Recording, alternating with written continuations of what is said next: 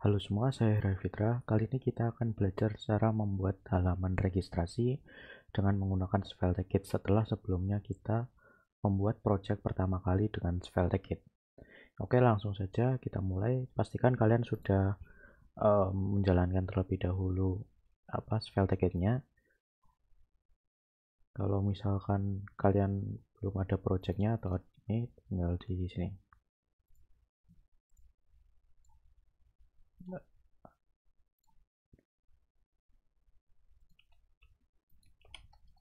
Kalian bisa mengambilnya dari sini atau bisa dari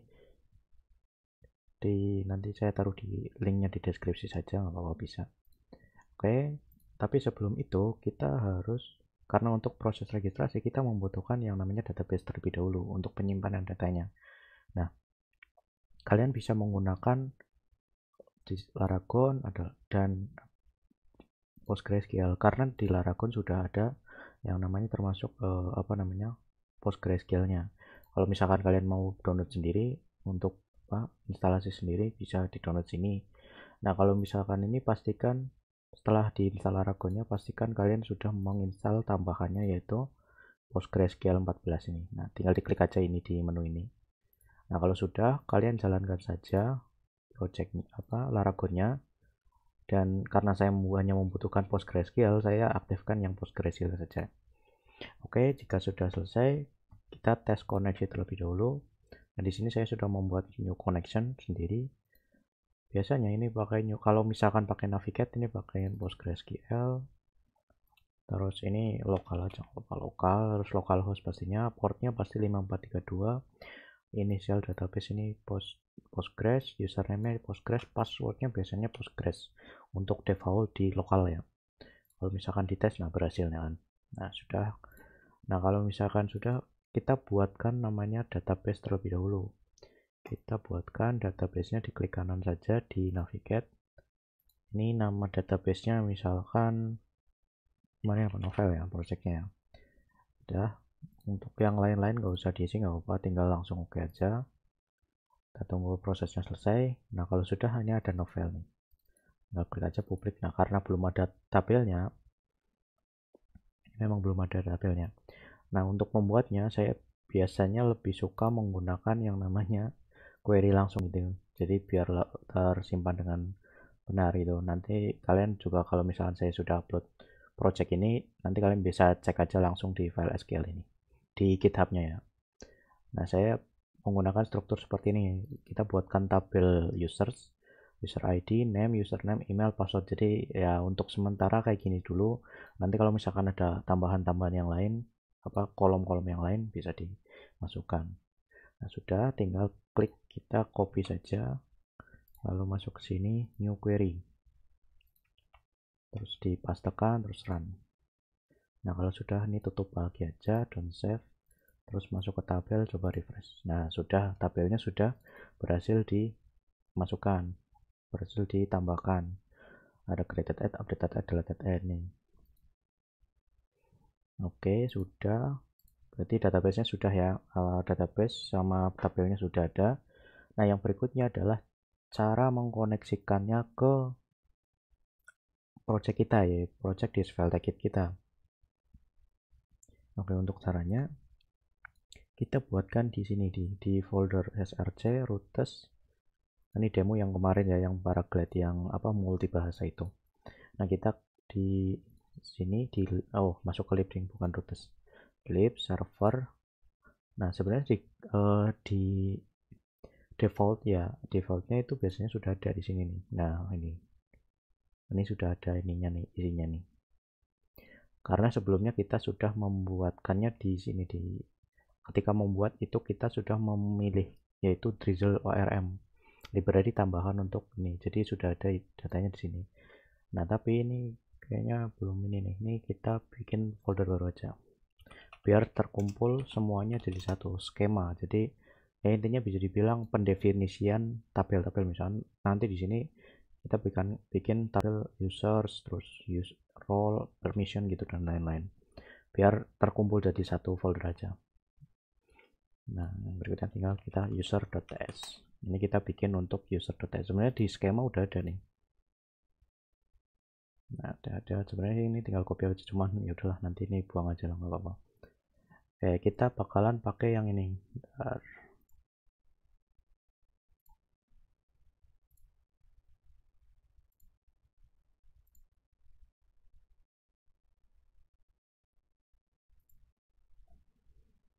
Oke, ini kita cons tabel sama dengan pg tabel, kita pakai yang drizzle orm pokok pg core. Oke, sudah. Oh, bentar. Ini nama tabelnya, nama tabel di database ini namanya users ya, di sini nih ya, ini. Nah, kita tadi bikin kolomnya apa saja, pertama jelas ID.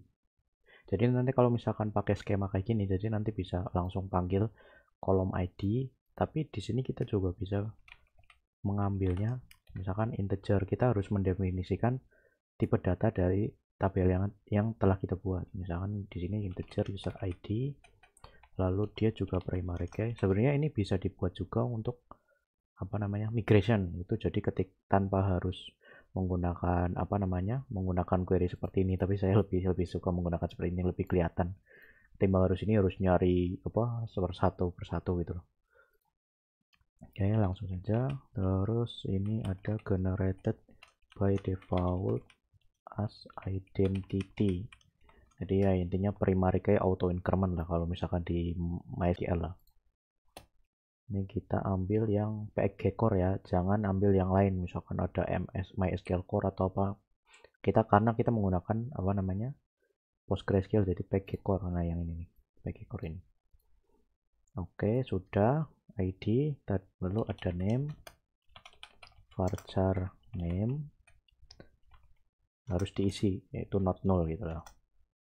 Terus ada username, ini kita duplikat aja. Kalau misalkan di apa namanya VS Code, kalau misalkan kalian udah pakai yang namanya extension ini nih, extensionnya namanya apa ya, Sublime apa ya, Sublime Keymap apa ya, ntar lupa saya. Nah, ini kalau misalkan sudah pakai Sublime Key Text Map, kalian bisa pakai Ctrl Shift D, atau kalau misalkan ini biasanya ALT Shift bawah apa ya kalau nggak salah, kalau tanpa Sublime Text Keymap aja. Oke, ini untuk duplikat ya, kalau misalkan kamu tinggal Ctrl C di blok, Ctrl C terus paste kayak gini aja nggak apa-apa, bisa. Oke, yang berikutnya adalah username. Terus ada email. Kita tadi bikin nih di sini. Di tabelnya kita bikin name, username, email, password. Nah, username, email, nah, sama yang terakhir ada password. Passwordnya nanti kita generate-nya pakai library tambahan ya, pakai bcrypt lah. Oke, sudah. Nah, untuk yang created updated ini saya copy salah. Ini kalian bisa lihat di stop aja dulu, nggak apa-apa, ambil ditulis. Nah, yang timestamp ini kita ngambil dari PG Core. Oh ya, di sini apa namanya biasanya ya default dari tergantung apa namanya di database itu timestampnya biasanya harusnya sih pakainya yang UTC otomatisnya. Jadi nanti kita harus olahnya dari sisi apa namanya dari sisi ini apa namanya coding, dari sisi programnya, bukan dari sisi database nanti kemungkinan pakai UTC sih. Coba kita cek lagi aja nanti.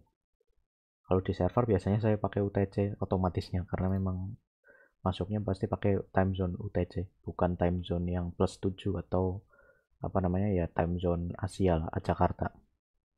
Oke, ini ada apa? Oh, ini salah nih. Nah, ini nih. Ini importnya jangan yang ini ya, pasti error nih. Nah, karena harus pakai yang ini, dihapus saja. Kita harus pakai yang PG Core nih. Nah, udah aman. Lalu kita ekspor default table.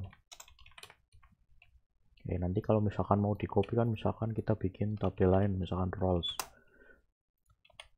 Ini biasanya saya nggak pakai S atau ES itu kan. Tapi nama tabel di sini pakai ES pasti. Ya, biar bahasa Inggris lah ya. Terus ini nih, biasanya kan tinggal di copy aja terus diganti-ganti. Nah, itu nanti kemungkinan nanti lah ya, cuman ini nanti aja. Ini kita satu persatu aja bikin tabelnya sama bikin fungsinya. Oke, sudah. Ini tabel usernya sudah. Nah, kita harus bikin tambahan lagi yaitu index.ts yang manggil export dan import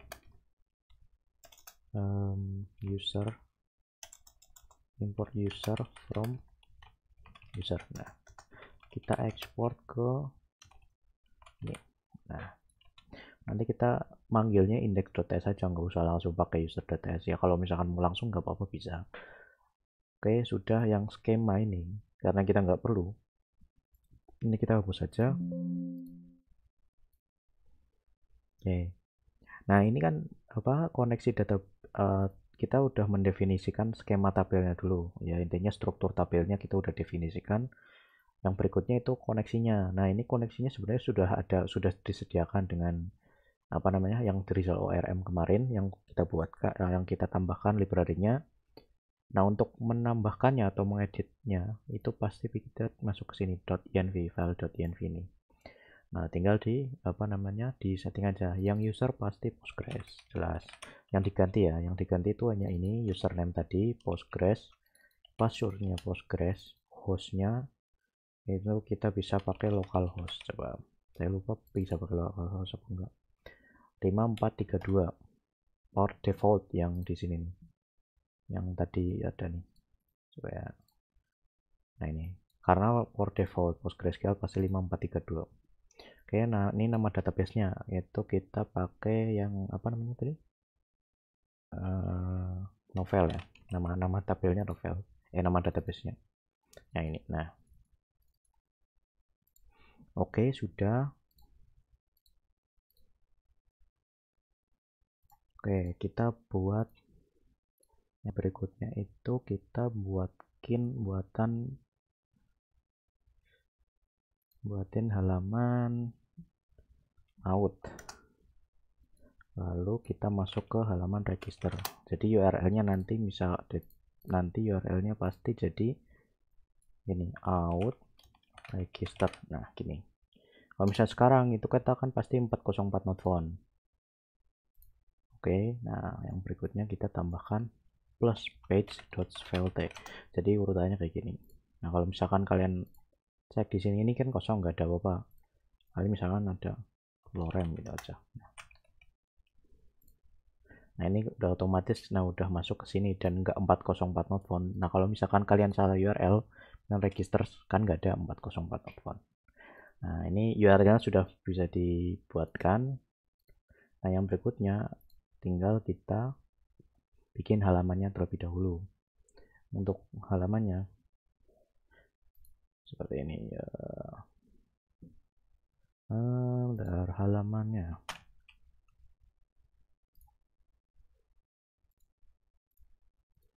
Oke, kita bikin halamannya terlebih dahulu nih. Div enggak meletup. Div kelas container strip fluid. Div kelas flex min row justify min start px min 5.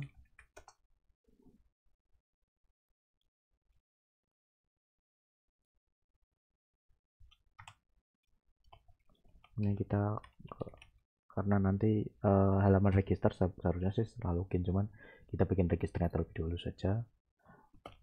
Kelas ptn strip cost. Ini kalau misalkan kalian pakai tambahan yaitu Daisy UI, tapi kita belum ada ya. Kita tambahkan Daisy UI terlebih dahulu saja. Tapi sebelum itu kita cek Tailwind-nya. Oh, pakai yang 4 ya. Kita harus turunkan terlebih dahulu. Bentar,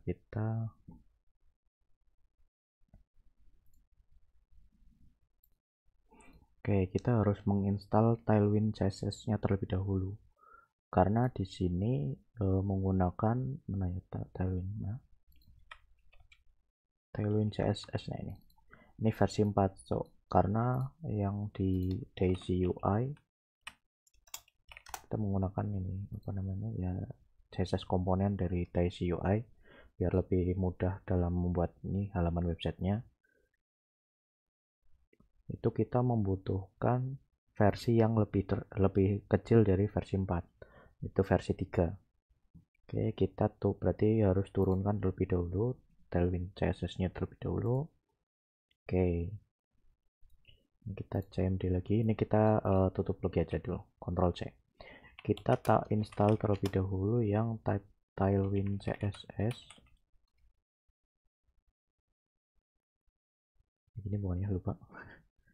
Versi berapa ya? Versi 34. Versi 3.4.17. Strip save strip def, karena kita hanya di dependency saja. Oke, kita coba cek. Tunggu prosesnya sampai selesai terlebih dahulu. Kita satu-satu ya, sambil installin satu persatu saja ini. Nah, ini sudah berubah jadi 3417, tapi masih loading. Oke, yang berikutnya ya, ini sebenarnya ada merah, cuman aplikasikan dulu aja lah. Terus kita ada yang perlu ditambahkan, sebentar.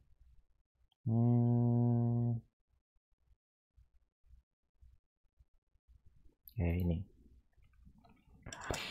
npm install tailwind css container strip queries. Ini tambahan dari tailwind css nya. Terus forms add tailwind css add typography.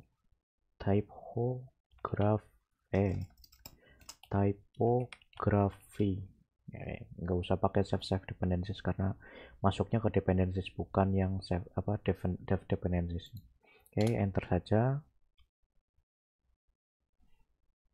Oke, kita tunggu prosesnya. Nah, udah masuk situ. Terus kita tambahkan juga yang lain. Oke, kita install yang Daisy UI. Oke, tinggal npm install Daisy UI.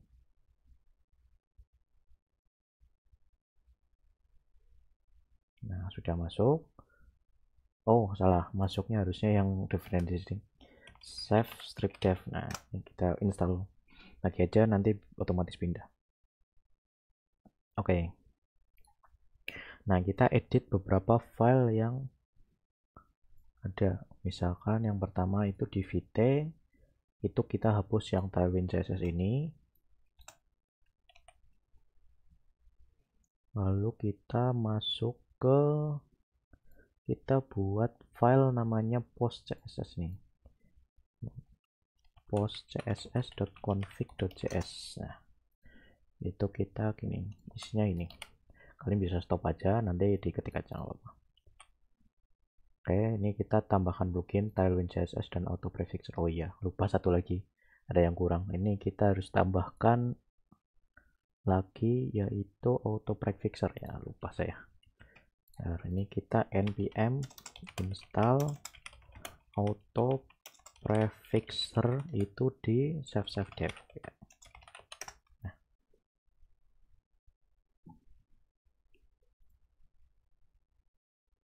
Oke, sudah. Lalu yang berikutnya itu kita bikin file namanya tailwind.config.ts. Itu isinya begini. Ini kalian di copy aja, nggak apa-apa nanti. Ini copykan aja. Ini udah kayak gini saja cukup. Nanti kalian bisa copy saja di project yang akan saya upload nanti di GitHub, di update saya. Oke, sudah. Lalu ada hal yang perlu diubah lagi, yaitu di app.css. Nah, ini kan add import Tailwind CSS, itu kita ganti jadi Tailwind CSS base. Duplikat, ada components, lalu ada utilities. Nah, oke, sudah. Terus kayaknya sudah nih, ini cukup sih. Oke, Nah, kita tes dulu ya, berarti ya npm run dev. Oke. Ini tunggu prosesnya ini jalan dulu, server vt nya mana nih, belum mulai. Nah,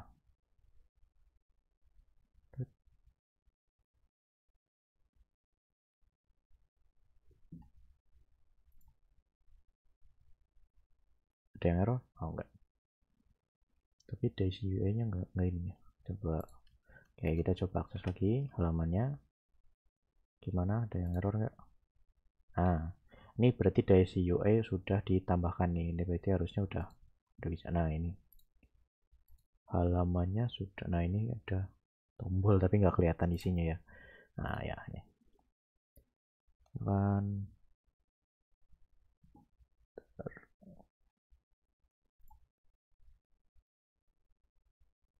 ada yang kurang ya berarti ya. Bentar, kalau nggak salah itu kita kurang font away som. Nah ya, lupa saya ikon-ikonnya pakai font away som nih yang di website ini, di fontawesom.com. Nah ini kita pakai apa ya, ikon-ikonnya ada di sini aja. Ini kita berarti diinstal dulu npm install at fontawesom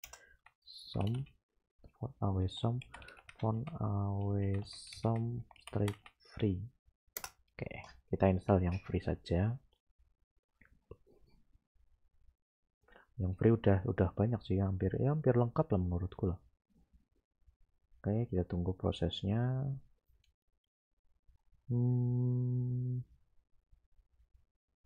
Agak lama sih kayaknya, karena agak besar sih kayaknya. Oke, ditunggu. Selesai. Kita jalankan lagi. Nah, oke, kita cek berarti oke, udah masuk. Nah, cuman ikonnya belum ditambahkan ya ini.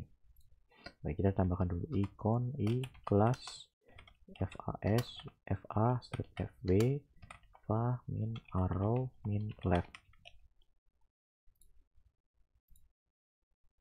Gimana ya, belum masuk ya.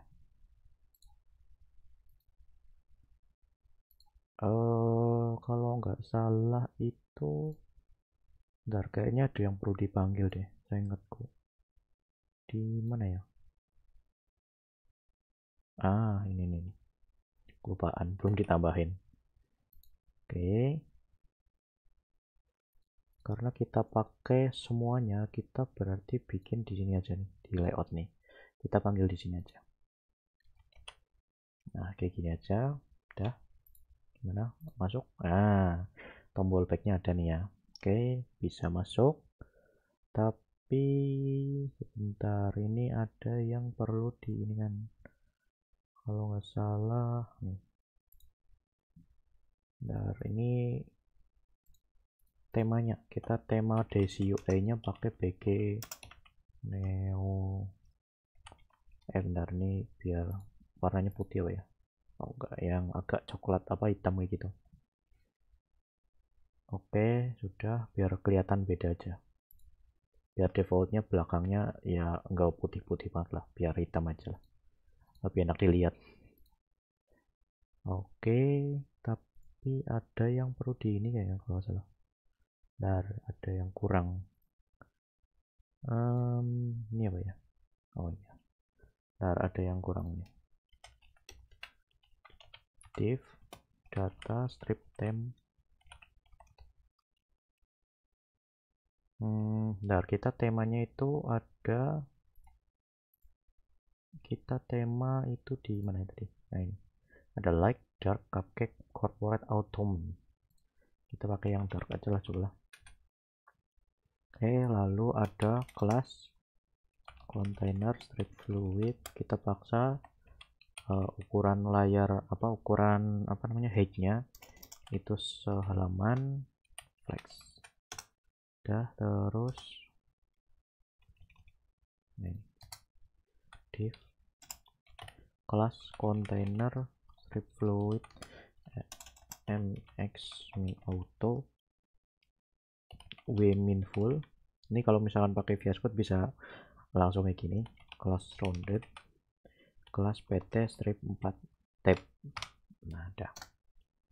Ini kita masukkan ke sini. Nah, ada. Ini kita cek tampilannya.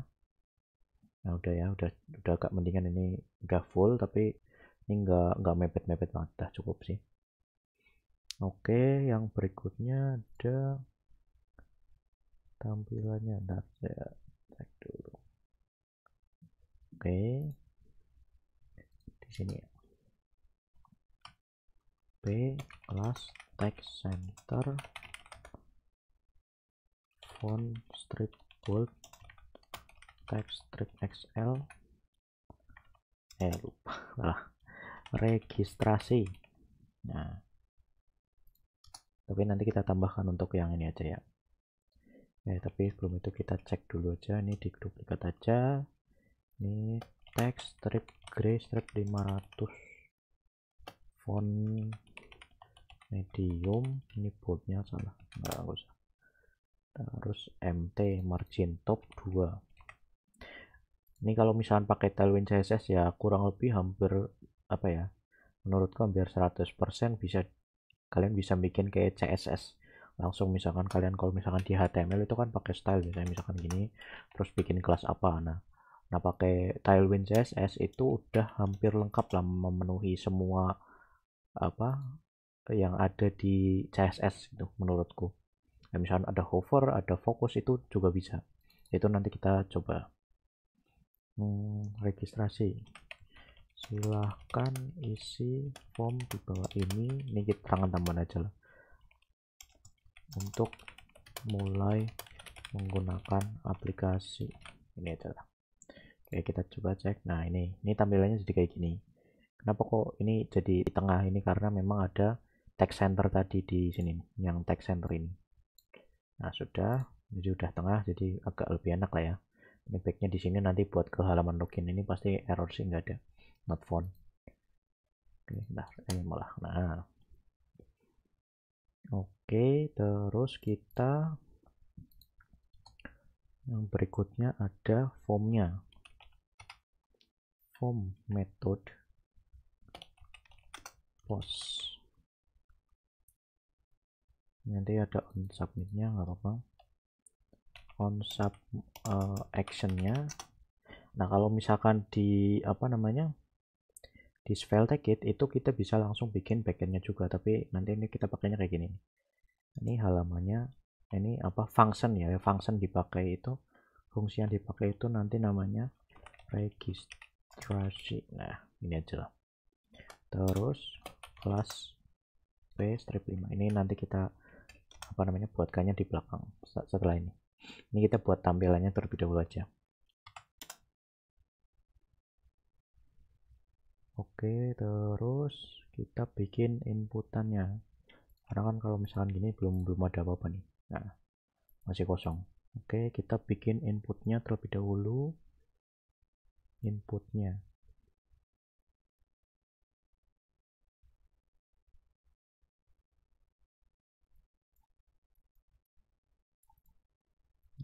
Div kelas nih kayak gini. Ada div, terus labelnya. Nama labelnya ini kita nanti bisa bikin untuk apa namanya komponen-komponen kecil-kecil biar langsung bisa dipanggil. Tapi sebelum itu kita bikin tampilannya yang di sini dulu, baru nanti kita buatkan untuk komponen-komponennya. Oke, ini labelnya ini misalkan username. Ini username, lalu inputnya div class relatif. Bentar, salah, bukan ini. Yang mana? Nah, ini. Nah, udah. Tipenya itu text. Ini name. Itu username. Lalu ada placeholder itu username. Nah, ini kita ditambahkan di sini. Ini nanti buat error sih untuk username in error. Jadi kita nanti bikin gini, kita bikin terlebih dahulu script lang, ini jangan lupa lang diganti jadi TypeScript. Terus errors itu kita bikin pakai stat apa namanya di apa biar langsung, kalau misalkan di file take itu kita bisa bikin yang namanya state management lah. Kalau misalkan di Flutter pun ada stateful management gitu.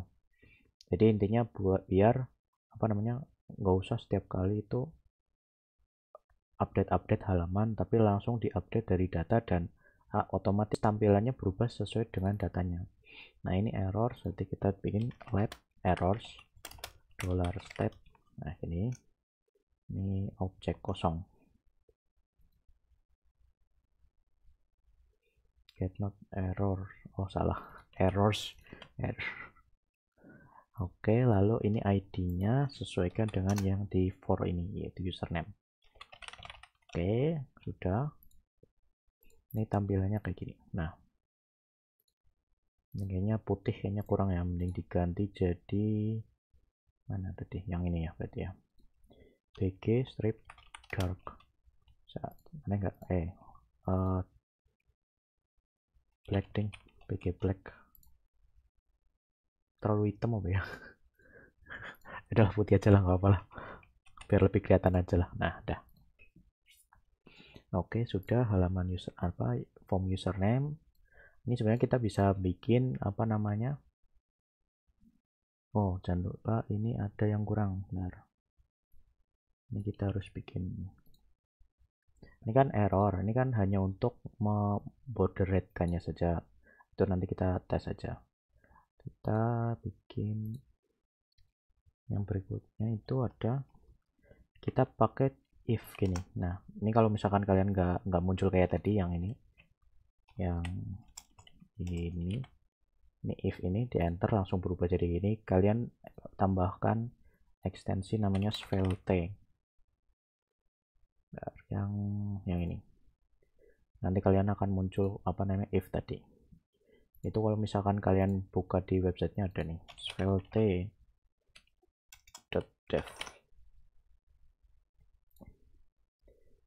Ini di svelte, di dokumen svelte itu ada nih if each key await. Nah ini ada nih, ini pakai if aja. Jadi biar jika kan ini hanya untuk mengelowongi, intinya maksudnya bordernya jadi merah. Nah ini untuk message-nya, pesannya apa, itu kita bisa pakai username in errors. Itu kita span tab salah ya, ini harus masuk di dalam div ini. Bentar ini, nah kayak agak aneh.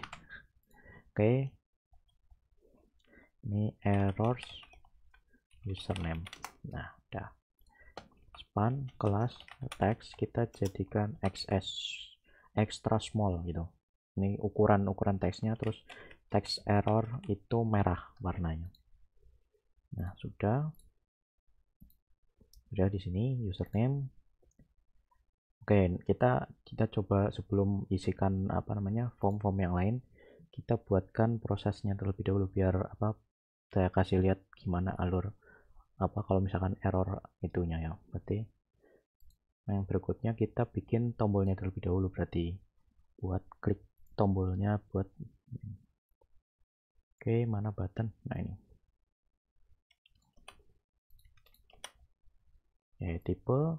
Nah tipenya submit otomatis karena di dalam form ini tombolnya pasti submit, kecuali yang button loh ya, untuk khusus. Yang lain kalau misalnya di dalam form ini atau kalau klik submit kan apa proses formnya jalan. Oke, disable is loading, jadi kalau misalkan proses sedang berjalan itu kita disable. Itu kita juga pakai stat, tapi is loading $stat defaultnya kita false, jadi is loadingnya disable-nya false nih. Nah kalau misalnya is loading, kalau misalkan sedang loading, kita tombolnya teksnya itu register tambah titik 3 lah biar beda. Terus ini kalau misalkan nggak loading itu kita ini aja. Nah Nah kalau misalkan kita buka, nah halaman apa tombolnya seperti ini. Ini kalau misalkan diklik pasti error. Teman 404 not found. Dan ini juga ada ininya.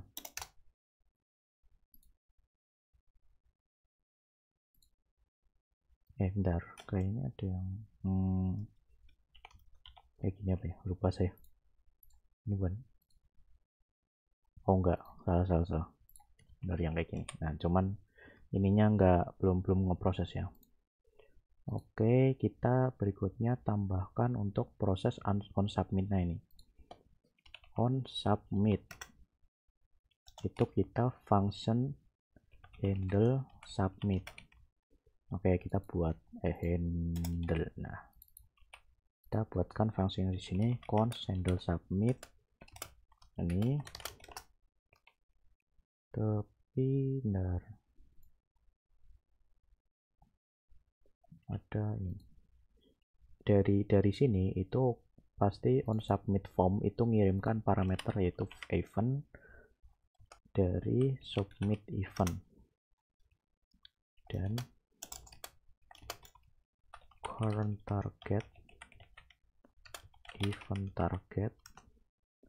Ini biar apa namanya lebih bagus saja kalau misalnya pakai TypeScript itu tipe datanya itu kita definisikan semuanya. Dan HTML form element. Nah, sudah. Jangan lupa event.prevent default. Oke, kita coba ya console.log. Oke, ini. Nah, kalau misalkan kita refresh dulu, jangan lupa inspect. Lalu kita masuk ke konsol. Nah, kalau misalkan kita klik registrasi, pasti oke tuh. Tapi apa halamannya nggak reload gitu. Oke, yang berikutnya kita tambahkan pertama itu kita ubah jadi is loading true. Nih ya, kalau misalkan pakai true ini berubah nih. Klik. Nah, kan ini kan berubah kan. Dan karena nggak ada yang ngefalsekan apa is loadingnya, maka ini tetap berjalan terus jadi true. Nah, kita reload aja biar jadi ini lagi, muncul lagi. Oke, saya biasanya untuk ini itu ada tambahan message di atas ini biasanya. Message alertnya ya. Itu kita tampungkan di sini. Let's show message API sama dengan $state false. Itu kita bikin untuk di sini nih. Oke, mana sukses. Oke, di sini. If show message API true, ini kan otomatis kalau misalkan ini true, ini tinggal gini aja. Jika show message API ada, itu div kelas px strip 5 kelas mt min 2. Jadi px itu padding horizontal iya, padding horizontal itu ada 5 rem apa ya kalau nggak salah, apa 5 px lupa. Itulah intinya. Kalau misalkan kalian mau belajar Tailwind bisa di sini di tailwind.css.com. Di sini ada nih, kalian tinggal cari aja apa namanya CSS nya, misalkan ada padding mana mana Ctrl K padding. Nah di sini ada nih pp ini banyak nih. Oke, terus ada div class role div role alert. Ini kalau misalkan di sini tuh ada pakai Daisy UI ini alert. Nah ini saya pakai yang ini alert yang ini. Oke, bisa di copy aja nggak apa-apa sih sebenarnya, cuman ini ada tambahan ini. Di copy aja di sini. Nah, tapi ini diganti, yang SVG dihapus saja. Kita ganti karena kita udah ada ikon yang namanya font awesome ya. Tambahkan fa min fv fa strip itu kita namanya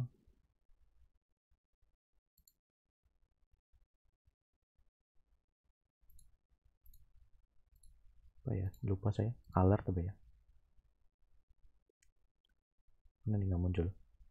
Nah, danger apa ya, exclamation, nah exclamation mana yang nah, triangles exclamation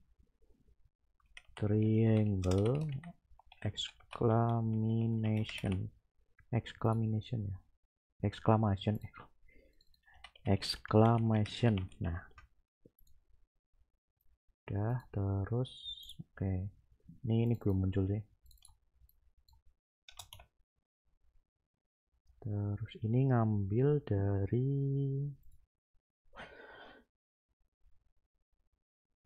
oke, ini kita bikin juga let message API sukses $stat petik, ya, petik kosong, taruh sini. Nah udah. Ini kalau berhasil. Kalau misalkan gagal,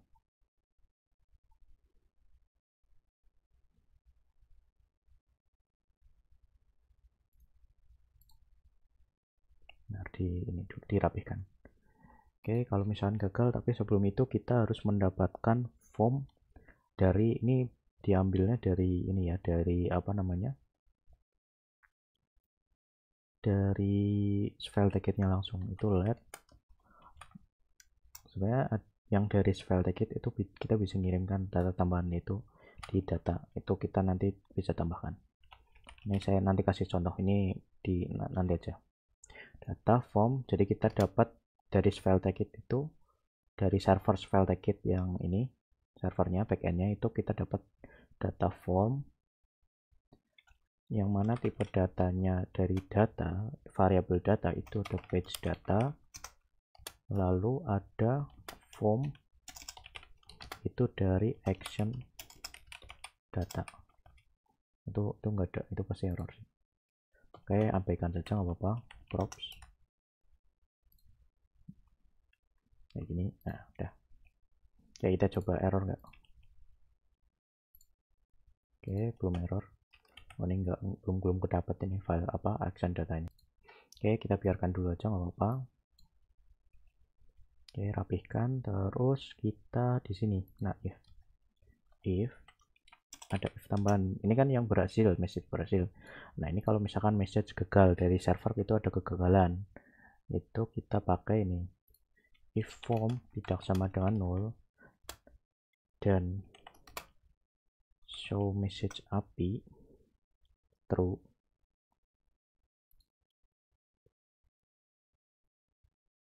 Oh ini salah ini, ini salah, ini harusnya yang ini aja, dot length lebih dari 0, karena kalau misalkan ini kan pasti kosong nih. Kalau misalkan berhasil berarti ada teks yang masuk nih. Oke, sudah. Ini tambahkan lagi alert ya, ini aja kita copy saja, tinggal ganti yang nih alert error. Oh ini salah nih, harusnya yang cek aja, cek. Terus ini ngambil dari lupa, danger alert.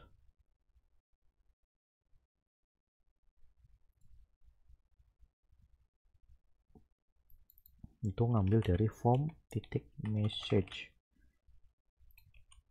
Oke, sudah. Nah misalnya gini kan belum bisa nih, itu masih error. Ini loading through, terus kita bersihkan juga, ada show message API nya di falsekan, jadi biar ketika di tombol klik itu reset semua proses apa namanya, isi form apa errornya. Message sukses ini, terus errors kita jadikan objek kosong, const form sama dengan new form data, kita ambil apa namanya form data dari sini yang name ini,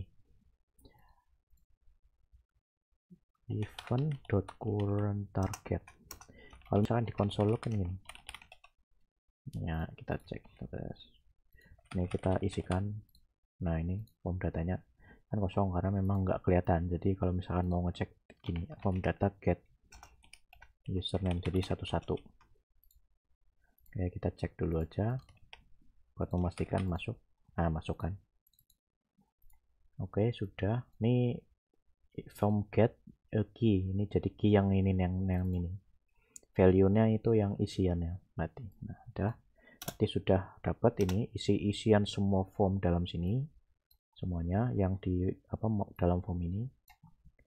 Terus kita requestkan ke server const result, itu tipe datanya action result sama dengan deserialize, itu karena respon dari SvelteKit itu jujur saja agak unik ya.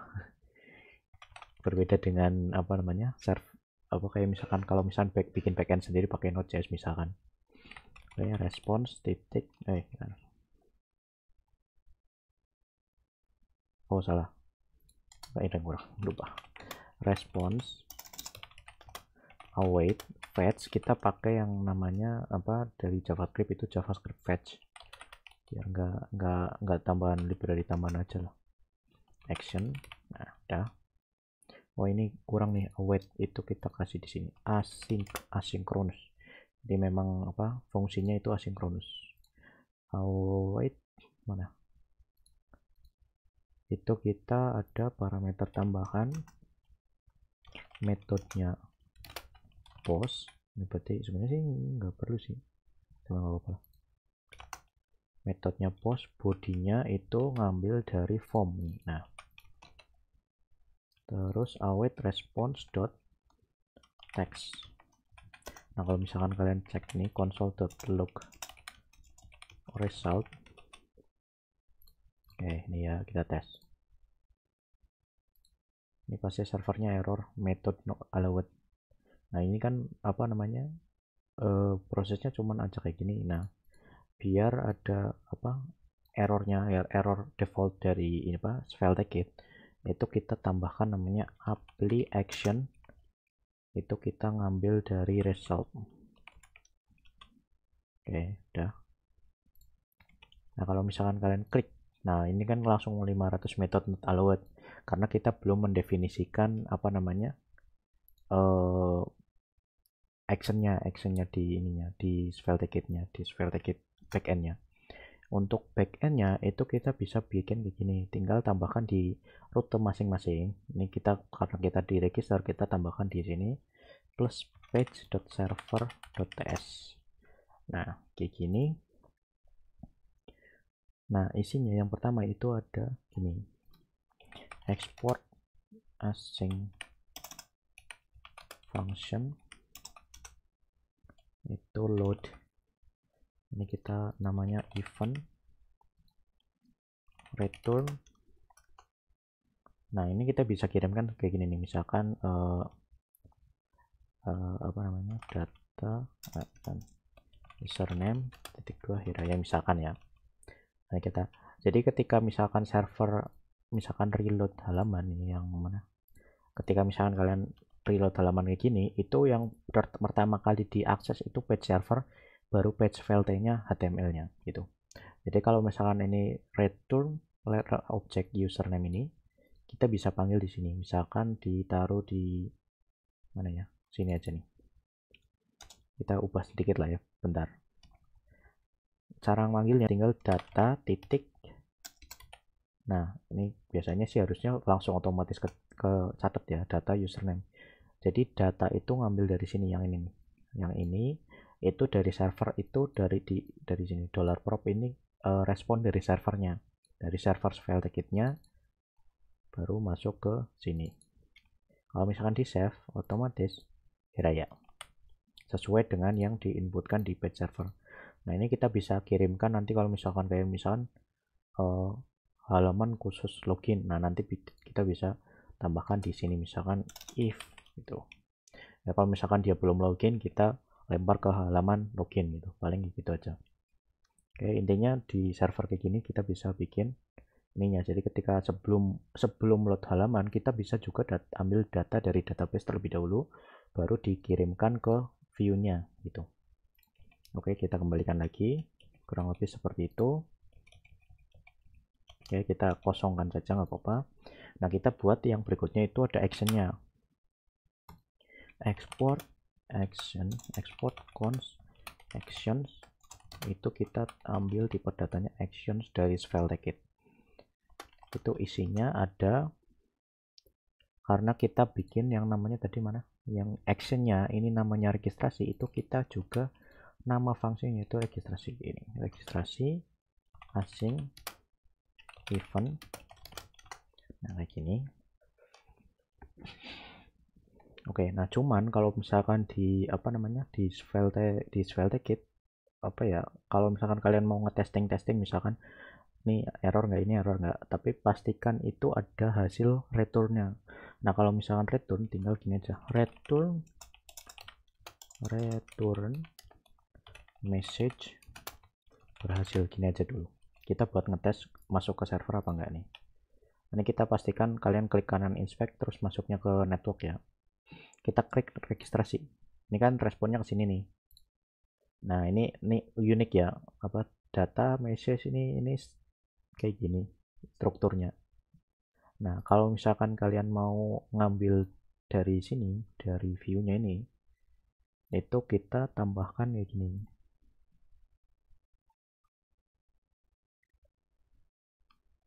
Sebenarnya di resultnya udah ada nih, console.log result. Tapi sebelum itu kita tambahkan ini is loading false, biar nggak loading terus. Nah, udah.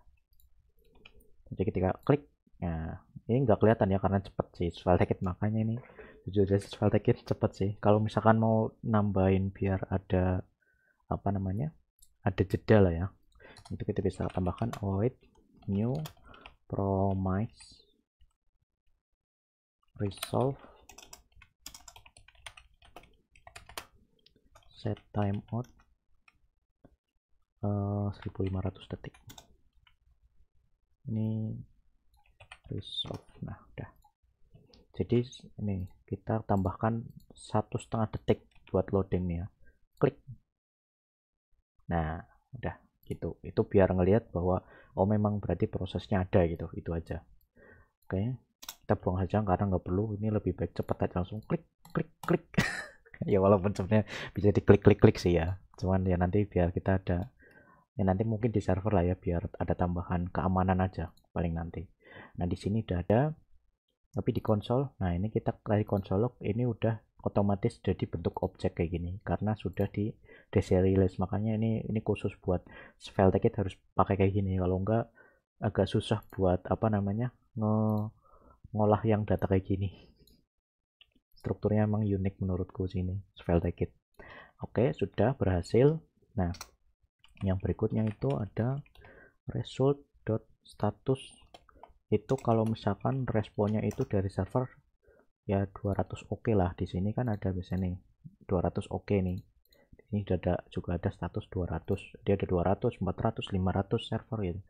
Itu ada. Jadi kita pastikan yang kita olah itu hanya yang 200 saja. Kalau misalkan yang gagal nanti kita bisa tambahkan.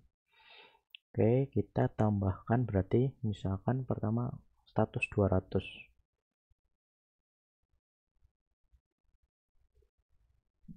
Oh enggak, jangan pakai yang 200 aja, pakai yang ini aja. Di apa namanya, di SvelteKit itu udah ada tipe ini. Nah, kita pakai yang sukses aja. Sukses ini ya, ada banyak nih tadi. Ada error, failure, direct, sukses. Nah, kita pakai yang sukses saja. Itu kita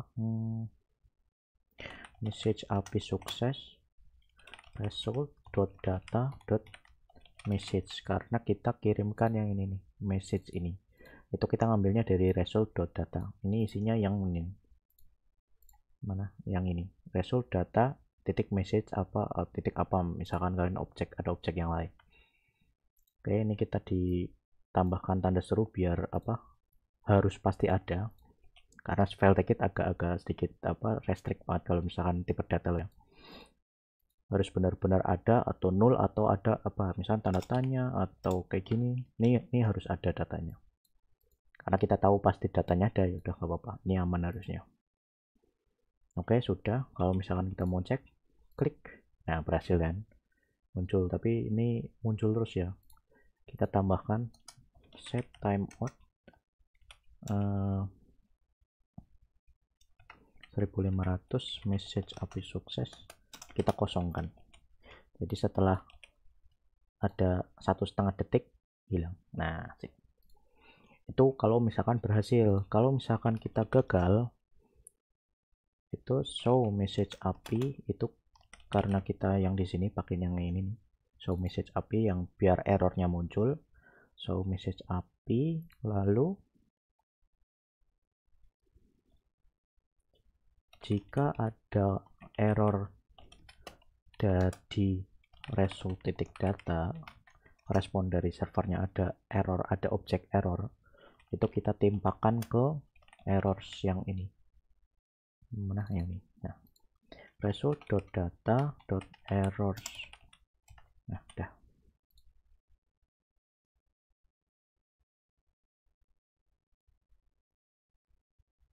Oh, salah. Else dan pakai else if, karena kita nanti pakainya result.type sama dengan failure. Nah, ini aja. Nah, sip.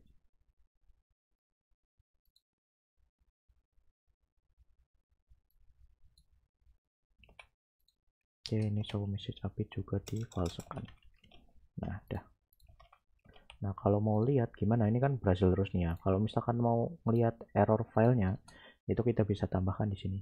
Tinggal return file ini dari file ticket, di enter aja. Ini kita nanti ke import sendiri. Itu 400. Bentar. Kita bisa ngirimkan objek kan ya. Nah, ya bisa. 400 karena kita bikin filenya 400 ininya. Lalu ada message-nya, validasi gagal, ini aja. Nah, klik, nah kan muncul error tuh, dalam waktu 1,5 detik ininya hilang.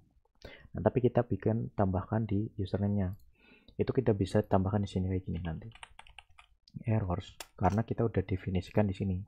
Jadi kalau misalkan ada error di data, di responnya, itu kita timpakan ke error yang state ini. Nanti kan masuknya ke sini, masuknya ke sini. Nah, udah kita cek ini, misalkan errors user ini username titik 2 ini aja lah buat ngetes. Klik. Oh, bordernya nggak masuk ya. Bentar, bordernya nggak masuk nih.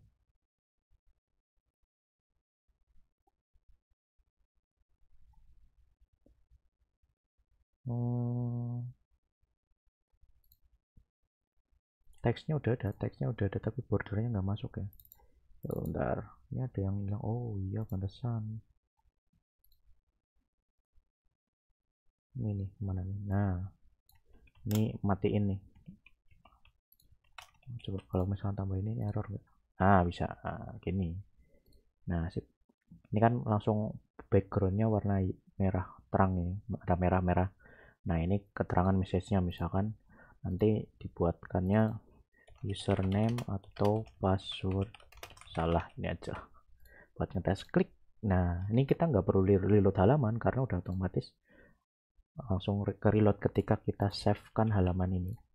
Nah, ini kan reload sendiri tuh. Nah, udah.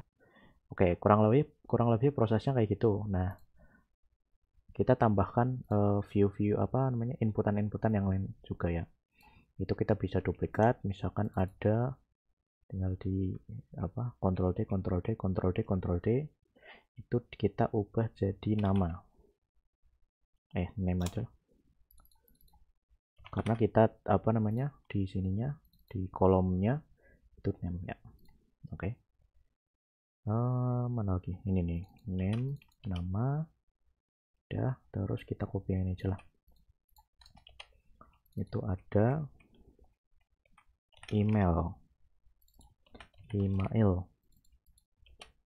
placeholder email, tipenya email.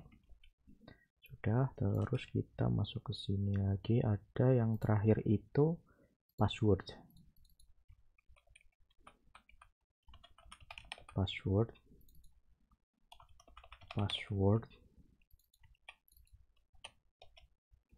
Oke, nanti kita juga apa namanya ya ke depan nanti mungkin tambahkan untuk fungsi apa multi language nya ya. Untuk sementara sih pakai kayak gini aja dulu, nggak apa-apa.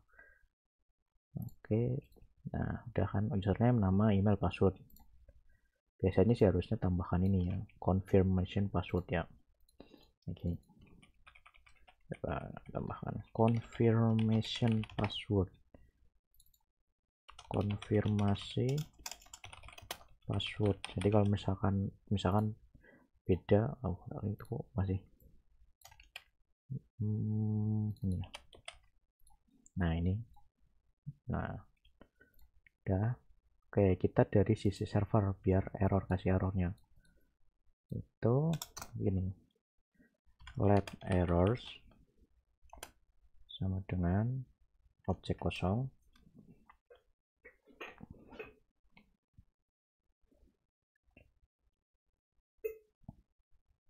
dimana tipe datanya itu key, string,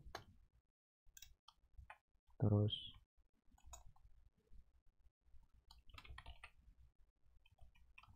ini aja, ini merah, ini use count and state. Nah nanti kita tambahkan di sini, kita satu-satu kita ambil yang dari form datanya terlebih dulu ya, berarti ya.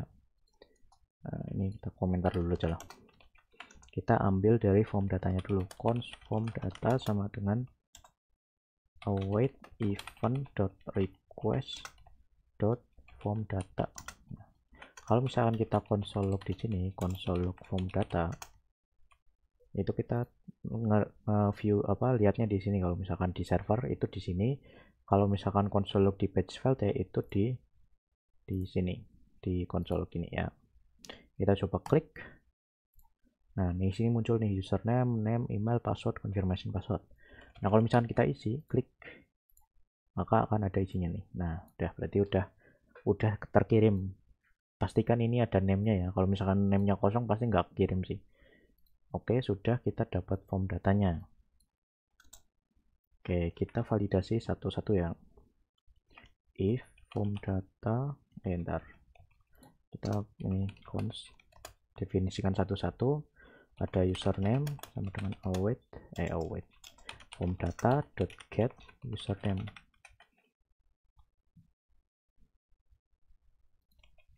Kita berikutnya name, email, password, confirmation password. Oh ya, di sini saya menggunakan validasi manual ya. Kalau misalkan kalian mau pakai library yang lain, misalkan library form validation ya silahkan coba. Intinya saya bikinnya kayak gini aja. If email username dulu, username.length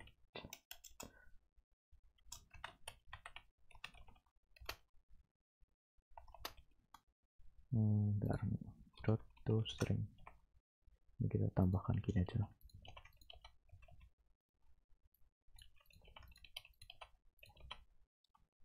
Oke, username.length. Kalau misalkan kosong, kita tambahkan errors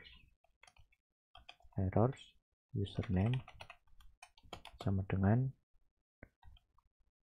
username tidak boleh kosong. Oke, kita tambahkan juga yang lain, ada name, nama, email,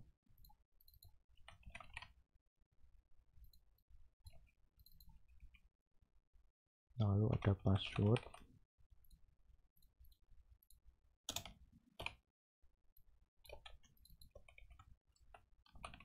confirmation password, konfirmasi. Nah, sudah. Nah, kita cek if errors object.keys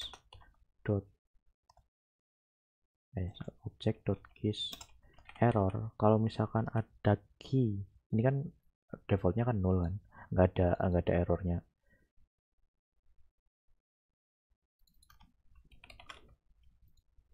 kalau misalkan kita di error .length kalau misalkan lebih dari 0 berarti kan ada error yang ditambahkan. Kalau misalkan ada error return file 400 message validasi gagal. Bentar, ini message-nya objek aja, message lalu ada errors. Nah udah gini aja. Ini kalau misalkan kalian di JavaScript objek ya, itu kalau misalkan kayak gini errors maksudnya apa, nama key sama value-nya sama, ngambil yang ini ya, itu kita bisa pakai langsung, nggak usah dua kali, maksudnya langsung kayak gini aja, langsung key dan value-nya sama. Oke, selesai, kita cek, save dulu, klik.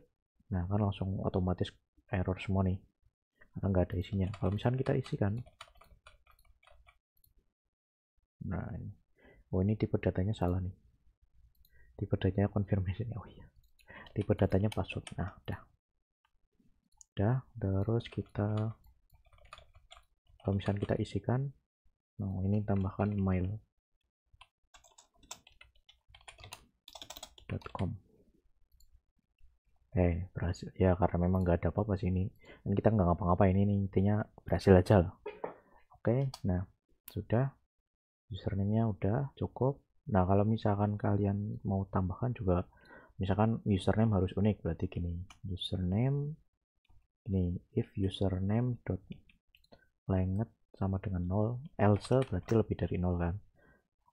Kemudian jika, nah kita coba implementasikan untuk database-nya. Kita cek dulu ya, const check username sama dengan ini, oke ini aja. Nah await db titik db, kita panggil yang server db index titik tabel db titik select, kita ambil semuanya from tabel, itu kita gini, import bintang as tabel from $lib server db schemas. Nah udah, table.user, nah kita bisa manggil kayak gini, table.user, karena kita bikinnya kayak gini, langsung di index, nanti kita assign satu-satu, kita tambahkan satu-satu ini kalau misalnya data tabel lain. Oke, .where, bentar saya cek dulu, kalau nggak salah itu, kalau nggak salah untuk apa, untuk ininya ada kalau nggak salah. Oke, lanjut, where equal, jadi sama, kalau misalkan sama, ada username yang sama, itu kita ini table.user.username, jadi kita nggak perlu apa manggil gini username gini. Kalau misalkan ini, jadi biar nanti ketika misalkan ada perubahan nama kolom atau apa kan nggak perlu repot-repot apa ngubah-ngubah di semua view, nggak semua di server ini.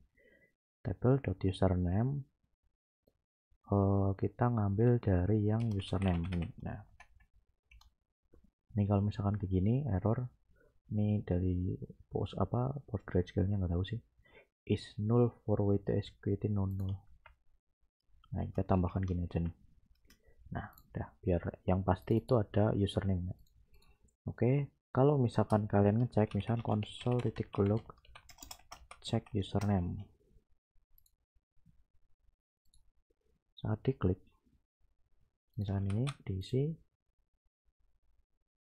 kalian cek di sini nggak ada ini undefined ya, karena memang nggak ada tuh, nggak ada ininya, jadi kita, karena kita belum ada juga data di server ya. Oke, if check username, kalau misalkan ada berarti kan kita harus tambahkan respon username sudah ada, misalkan itu username sudah ada, gunakan yang lain. Nah udah, kita cek juga untuk yang email biar emailnya biar emailnya unik juga. Ini ganti aja email ini, terus cek email. Nah dah. Nah yang confirmation password itu kan harus sama, itu kita tambahkan gini di sini. Kalau misalkan confirmation passwordnya ada, dan jika confirmation password tidak sama dengan password, maka kita tambahkan keterangan konfirmasi password harus sama dengan password. Nah dah, berarti validasinya kita cek ya.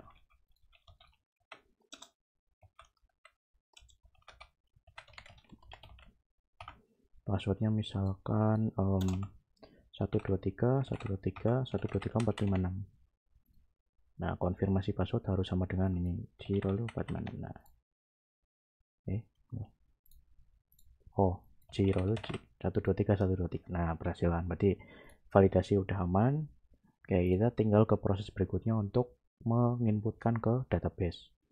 Nah untuk inputin ke database itu kita cukup ini cons. Ini karena kita ngambil satu data, kita pakai kurung siku kayak gini. Kalau misalkan kalian bikinnya langsung cons, misalkan user gini await db.select, itu kita pasti nanti ngambil semua data yang ada di tabel user. Jadi kita harus ambil yang satu pertama saja, itu kita pakai siku aja db.select kita tambahkan berarti ya db.insert nama tabelnya tabel.user, lalu ini kita dot values. Nah ini kita ada apa aja ya, lupa. Nah, inilah kurang lebih itu. Jadi ada username, ada name-nya juga, ada email karena kita sama ya, maksudnya nama variabel dan nama key itu sama, itu isinya. Misalkan kalau username kan gini, username. Jadi key ngambil dari variabel yang ini, itu kita nggak perlu tambahkan titik 2.2, jadi langsung kayak gini nggak apa-apa, bisa. Oh tapi error ya, coba gini aja, username tambahin tanda seru, error nggak? Error ya, coba isikan dulu yang lain aja lah. Lalu ada password. Nah dah, ini username-nya error ya.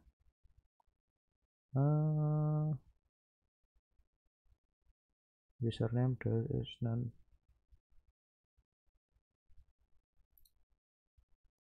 Ya, kok nggak ada? Ada kan?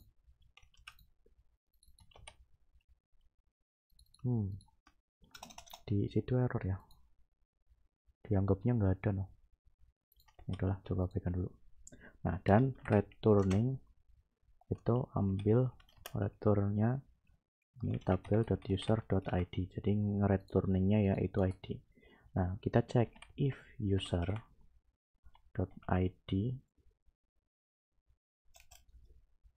if user aja apa, if user jika berhasil itu kita respon berhasil ini.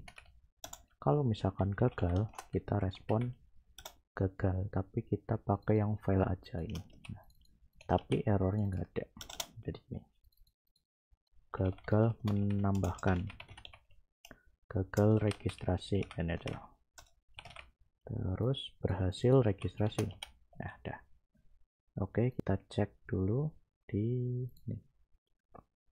Oke kita cek ya, misalkan nama username-nya Hiraya, ini namanya hiraya@mail.com 123.456 kita klik registrasi, berhasil registrasi ya di database, masuk tuh. Nah cuman kan passwordnya masih belum encrypt nih. Nah ini kita coba tes dulu ini ya, yang ini username ini kita klik registrasi lagi, pasti error username sudah ada, gunakan yang lain. Berarti pengecekan ini sekaligus kita ngecek lagi ini yang cek username, oh berarti jadi aman ya. Oke. Jadi aman, kita hapus dulu. Nah, untuk mengencrypt kita menggunakan library tambahan yaitu bcrypt. Jadi tinggal kita instalkan npm install bcrypt.js ya kalau nggak salah. Ya apa bcrypt ya, lupa. Sebentar kita cek dulu. Mana bcrypt? Nah, bcrypt ya. Benar bcrypt.js. Oke, tinggal tunggu prosesnya.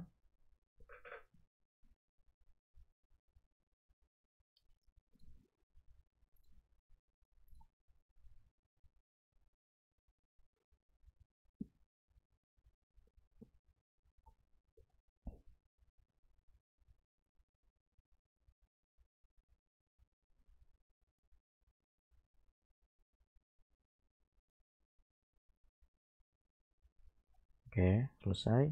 Kita run lagi aja. Sambil kita tambahkan di sini passwordnya itu kita enkripsi juga. Caranya tinggal pastikan sudah import dulu, jangan lupa import bcrypt from bcrypt.js kayak gini. Oke, sudah aman, nggak ada yang error. Oke, tinggal di sini bcrypt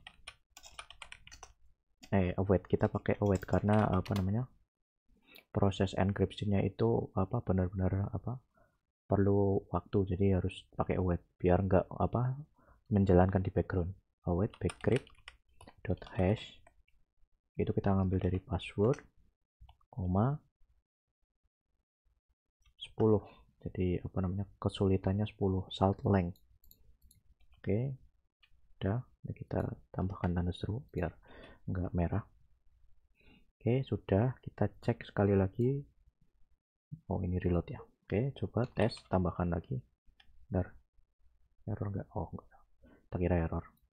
Oke, coba kita isikan lagi formnya, hiraya@mail.com 1.3456 1.3456.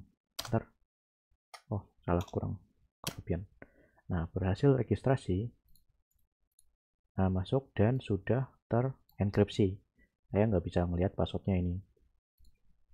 Oke, sudah berhasil, berarti password sudah terenkripsi. Oke, dan ini juga sudah berhasil user, berarti berhasil registrasi karena benar-benar masuk ke database. Oke, untuk proses registrasi kurang lebih seperti itu. Tapi ini kita harus tambahkan terlebih dahulu. Bentar, ini harusnya reset nih passwordnya nih. Atau enggak, paling biasanya sih masuk ke ini. Jadi kalau misalkan berhasil, itu kita set time out dalam waktu 1500 detik, itu kita lempar, kita redirect user untuk masuk ke halaman out login ini aja. Nah, kita coba tes lagi. Ini kita delete lagi aja.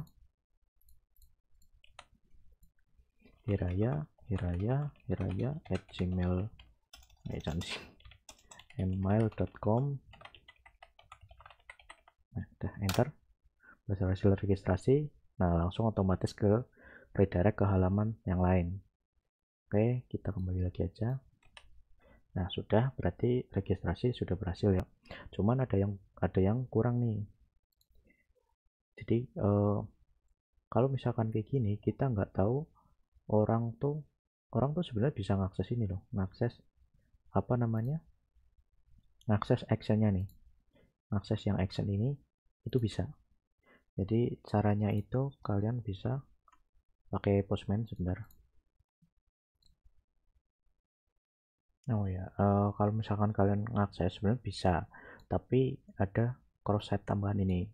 Jadi orang tidak bisa mengakses apa namanya dari situs lain atau dari ajak lain atau dari API lain.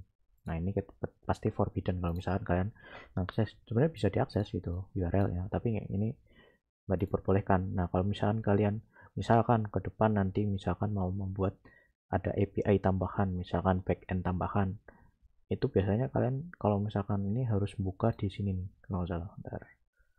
dibuka biasanya nah di sini itu biasanya ditambahkan yang namanya csrf check origin file. Jadi ini ke open semua jadinya nanti. Nah, kalau coba kita cek ini bisa nggak? Nah, internal error kenapa? Cannot read of properties of undefined reading length, karena apa namanya, ada ininya length. Nah ini coba tambahkan kayak gini bisa nggak? Lupa sih.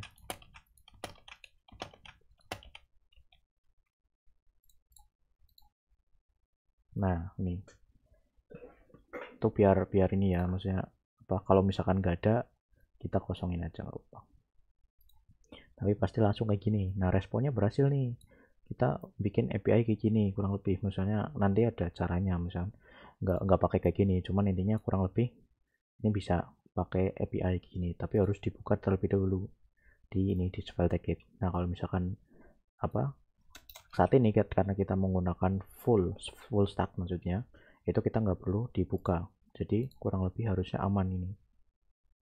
Nah cuman kalau misalkan terbuka kayak gini, itu kita harus tambahkan yang namanya CSRF token, ada untuk misalkan biar walaupun terbuka kayak gini, tapi kalau misalkan bukan ada indikasi dari website kita, itu nanti kita gagalkan. Nah itu nanti ada caranya. Oke, mungkin itu nanti kedepannya kita tambahkan kalau misalkan kita mau untuk membuka API kita. Kalau misalkan dari file ticket itu kita juga bisa bikin backend sendiri untuk API. Jadi nggak perlu kita bikin dari Node.js itu. Oke, untuk registrasi kurang lebih seperti itu. Nanti sudah masuk ke sini. Nah, ini udah masuk juga contohnya. Oke, untuk kedepannya nanti mungkin besok part berikutnya itu kita akan mencoba menambahkan CSRF token biar walaupun kita terbuka websitenya dibuka, tapi kalau misalkan bukan benar-benar dari website kita, itu pasti error, pasti gagal maksudnya prosesnya. Oke, terima kasih yang sudah menonton, sampai jumpa di part berikutnya. Bye bye.